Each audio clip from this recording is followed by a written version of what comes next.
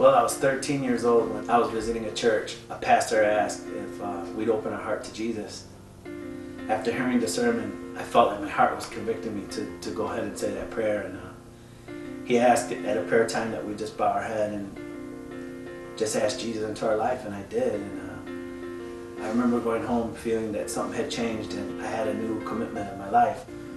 One of the best things that came out of that time was I started into a prayer life with God and just was able to start praying to God and start talking to God. It wasn't until probably I was 19 that I started going to a church regularly. My family had been attending a church, and I started going, and it wasn't until that time that I got to see the inside of a church and have relationships with families and people that were attending church regularly. They definitely had a growth that I didn't have because I wasn't going to church.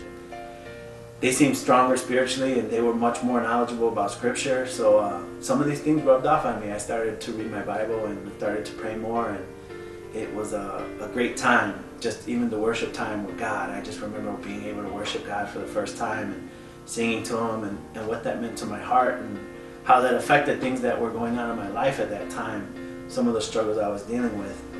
Unfortunately, after a few years, that church broke apart and I was without a home church again. But I was working, and I was dating my wife at the time, and we decided to get married. While we were still engaged, my sister Sandy invited us to Mount Olive. She had been attending.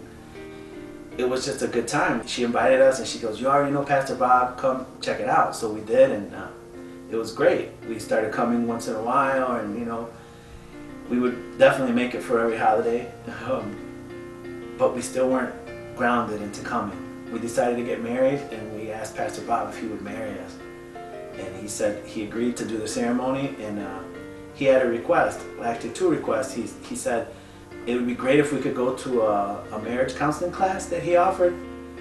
The other request is that he said if we could attend church regularly for a few months while we're going through the classes up until the time we got married.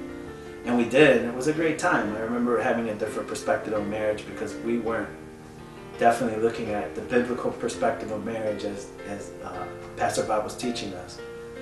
But unfortunately, after we got married, we didn't keep with our commitment of going to church regularly on Sunday, and we started taking the weekends for ourselves again and sleeping late and not really making good habits as far as our Christian faith. And it wasn't until we had my daughter Athena that things started getting a little bit tougher for us. Well, both of us decided that she should stay home for the first few years of our daughter's life.